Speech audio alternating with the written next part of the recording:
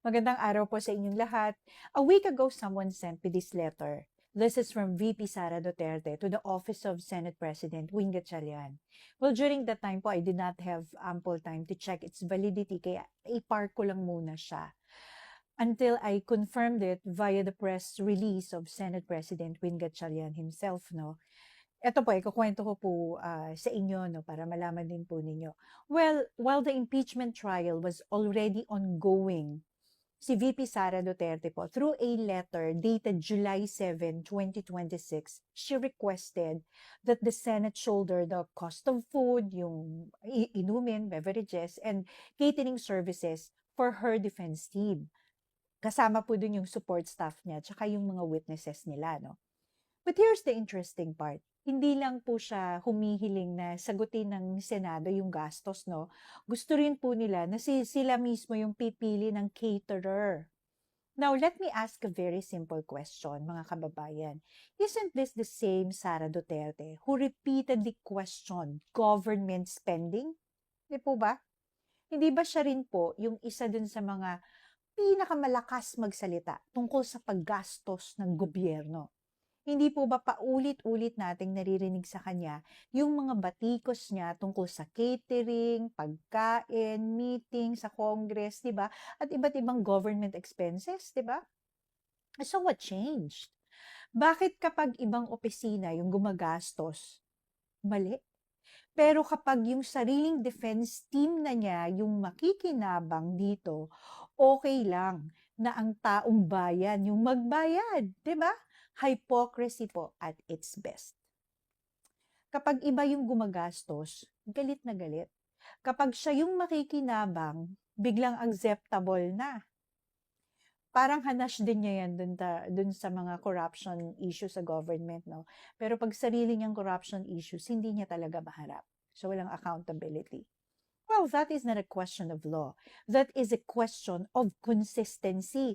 At dito po pumapasok yung tunay na accountability dapat.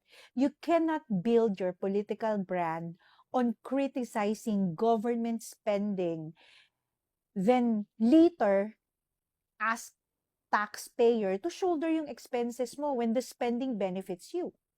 Tandaan po natin ha, yung principles are tested when they become inconvenient, hindi po when they are convenient. May magsasabi na naman dyan na supporter, reasonable cost lang naman yung hinihingi, nabasa ko. Exactly! Hindi po ito tungkol sa kung maliit o malaki ang halaga na hinihingi, no? But it's about the principle. Bawat piso coming from government funds is still taxpayers' money.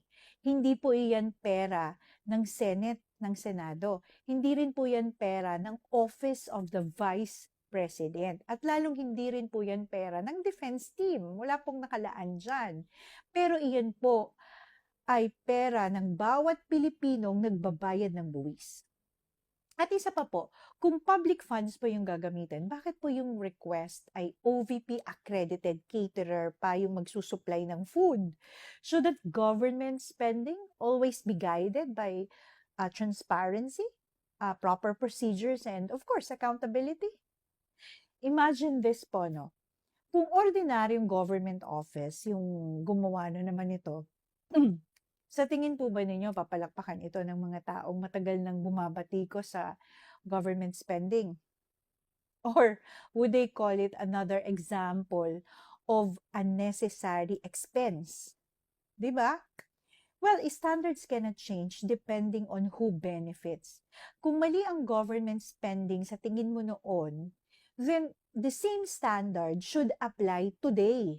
'Di ba? So what changed? Kung naniniwala ka sa fiscal responsibility, then dapat pareho ang prinsipyo mo kahit sino pa ang nakaupo. Kasi po, accountability loses its meaning the moment it becomes selective. Yan na naman tayo sa selective. No? At ang mas nakakalungkot po, may mga taga-suporta pa rin. Siyempre, handang ipagtanggol siya at kahit anong gawin ang kanilang iniidolo, okay lang, laging may rason.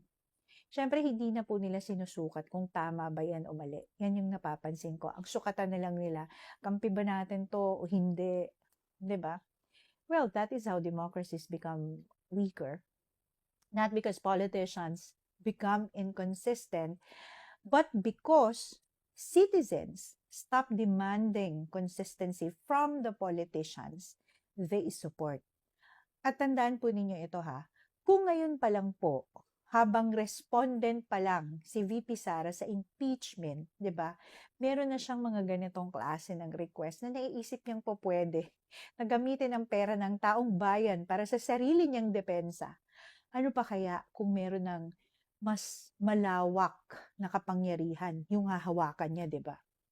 Well, hindi po ito usapin ng pangalan dahil Duterte siya. Baka sabihin na naman ng mga panatiko, pinag-iinitan niyo na naman siya.